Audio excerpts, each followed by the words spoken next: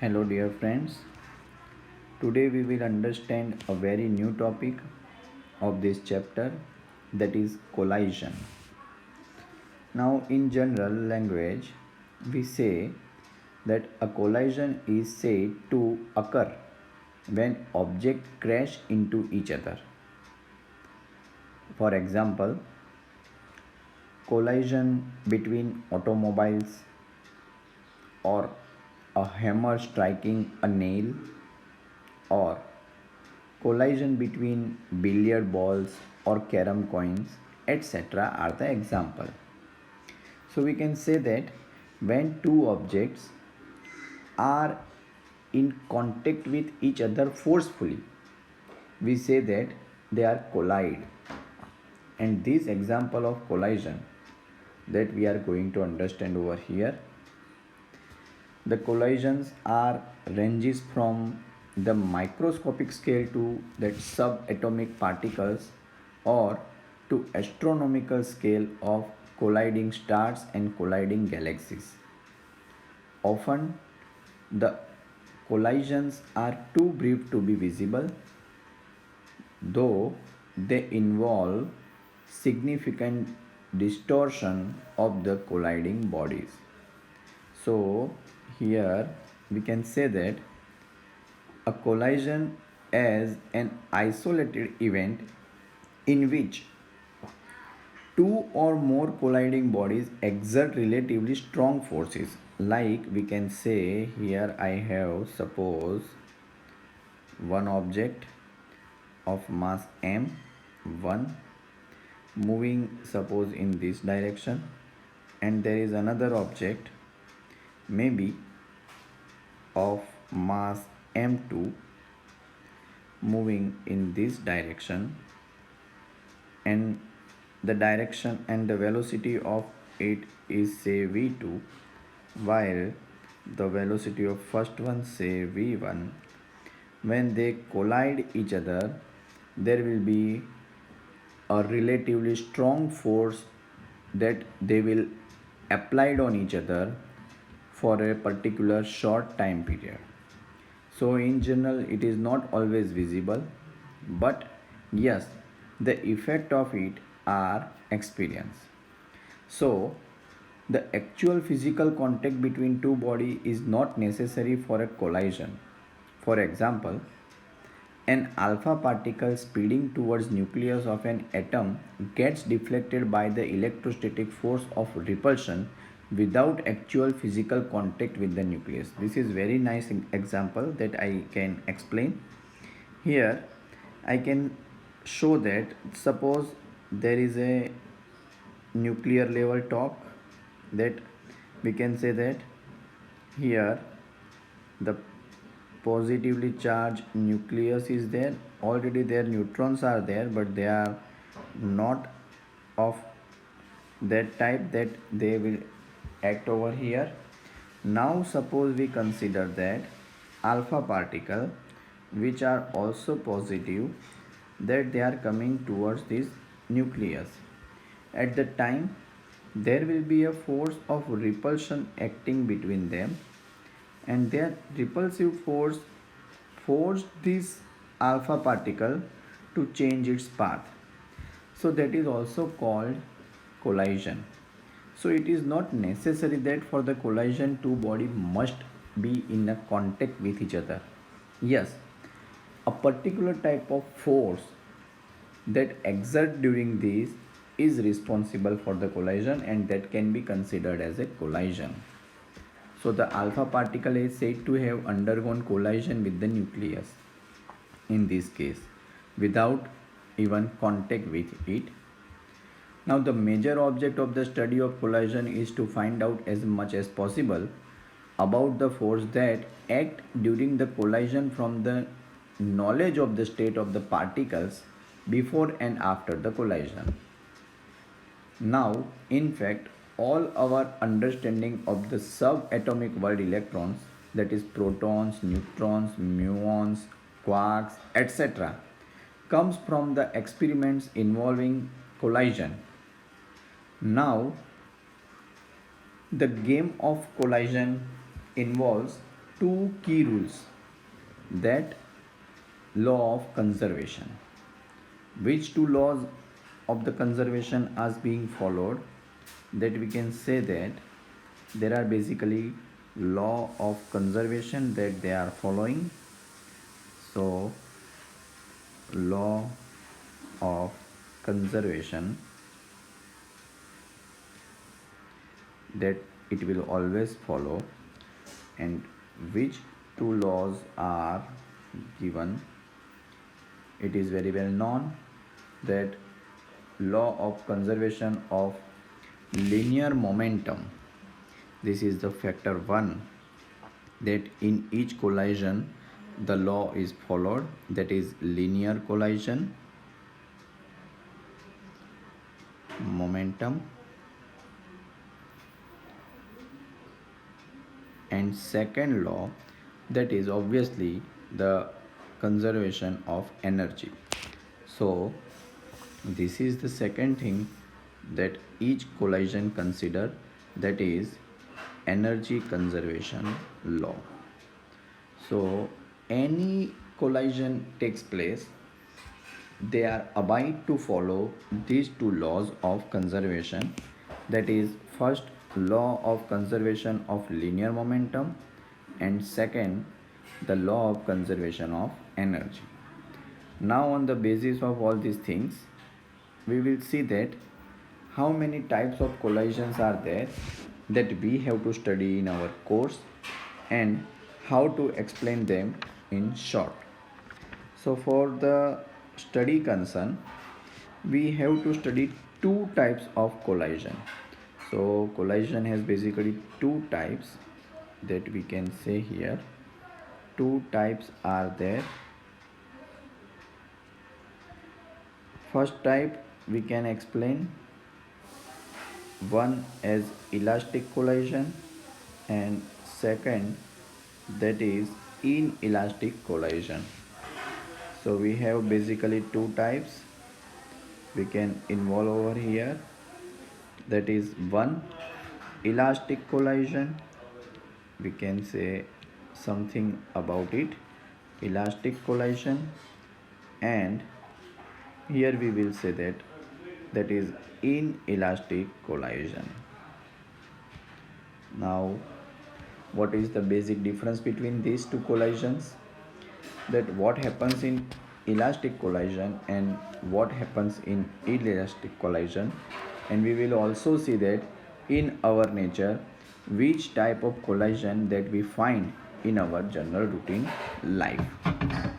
Here first we consider the elastic collision. Now we will see that what is this elastic collision all about. So first of all we explain that in elastic type of collision, basically few things that we have to remember that will be follow compulsory.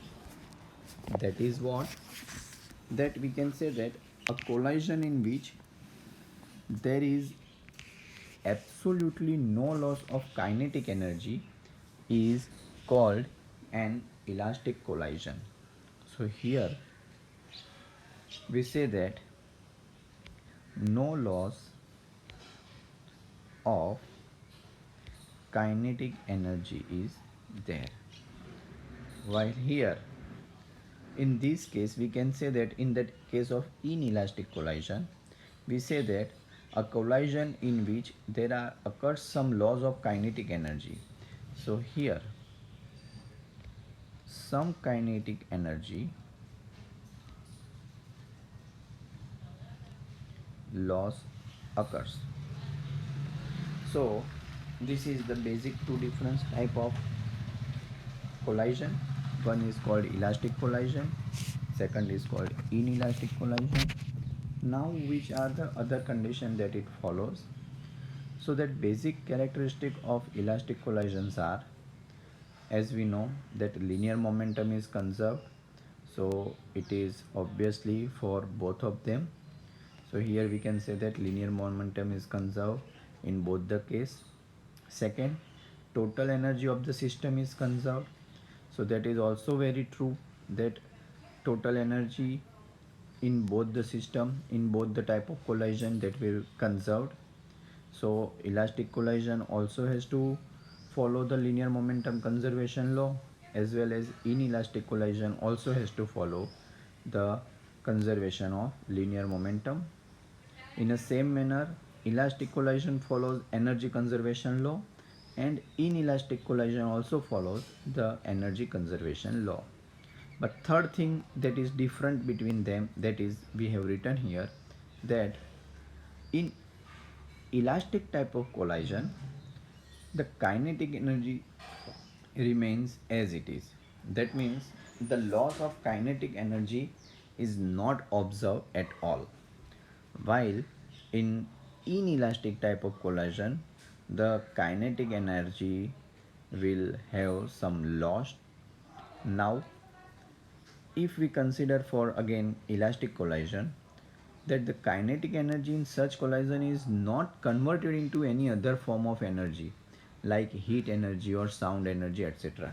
So as we say that there is no loss, no any type of conversion, so it is not converted, no any type of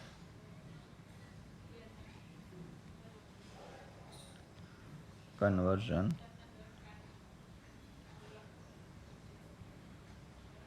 of energy, we say that it remains as it is, kinetic energy. While here in inelastic type of collision, we find that it is converted, or the some part of converted to the heat energy or the sound energy. So some part of it converted into heat or in sound, that is in inelastic type of collision. Now the forces involved during the elastic type of collision must be conservative force. So here one more thing is there, that about the forces. So in elastic type of collision, forces are also conservative. So forces are conservative,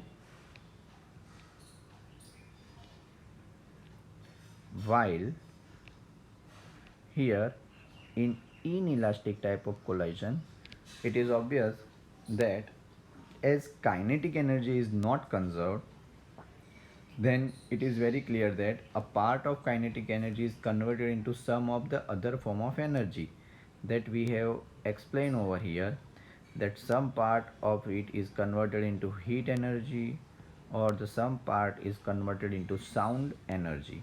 So obviously here the forces that involved in this inelastic type of collision may be of non-conservative in nature. So they may be a, a non-conservative. So they may be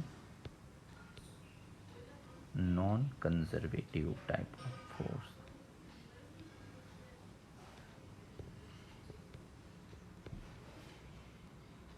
So now we will see that which are the basic example of elastic collision and inelastic collision.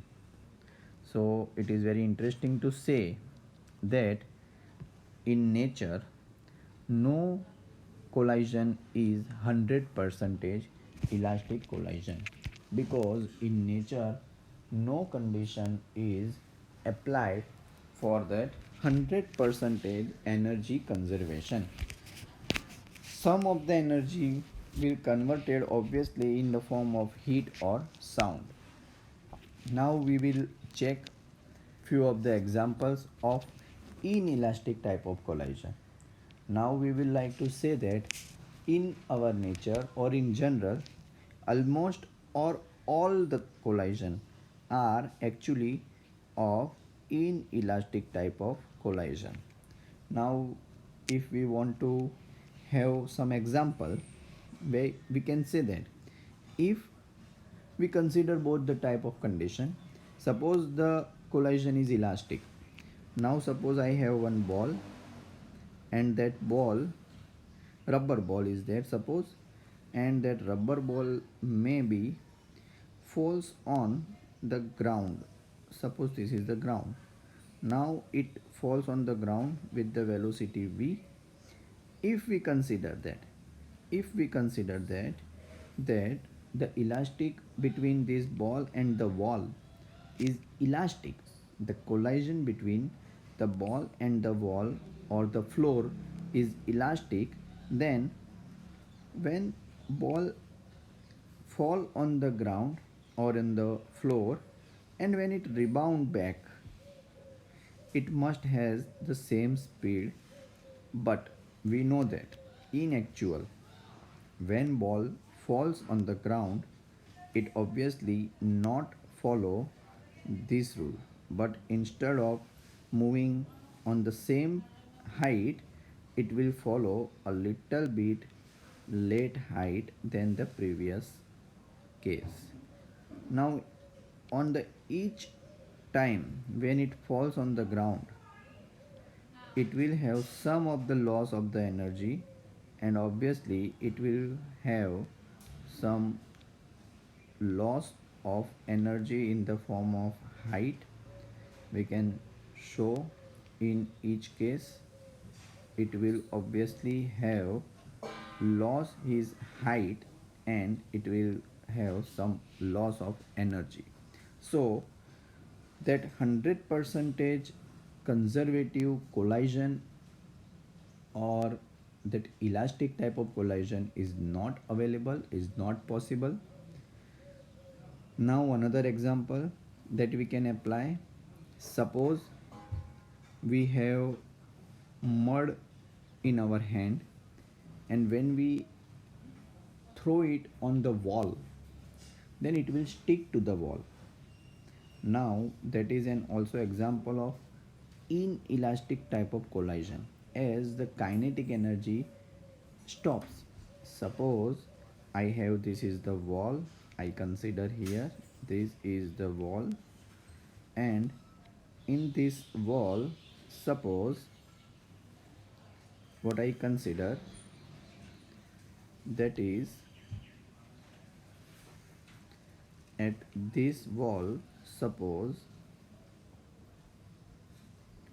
I have one mud over there. Now I suppose to throw it. Suppose I have, this is the mud, this is the mud. Now I throw it over here. When I throw it, obviously the most part of the mud will stuck to the wall, and then when I throw it, it is with some velocity, but when it stick to this, velocity becomes zero. So this is the example that we can say that this is inelastic type of collision. Another thing, that is the example of a putty. If we are having a putty and we make a ball of putty, when we release it towards the ground, we found that it stuck to the ground. So again in this example, we can say that when it stuck to the ground, it will not come up, and therefore all its kinetic energy that will be lost, and it, this type of collision is also considered as inelastic type of collision. So these are generally that perfectly inelastic collision. So in general, we can say that there are two type of collision.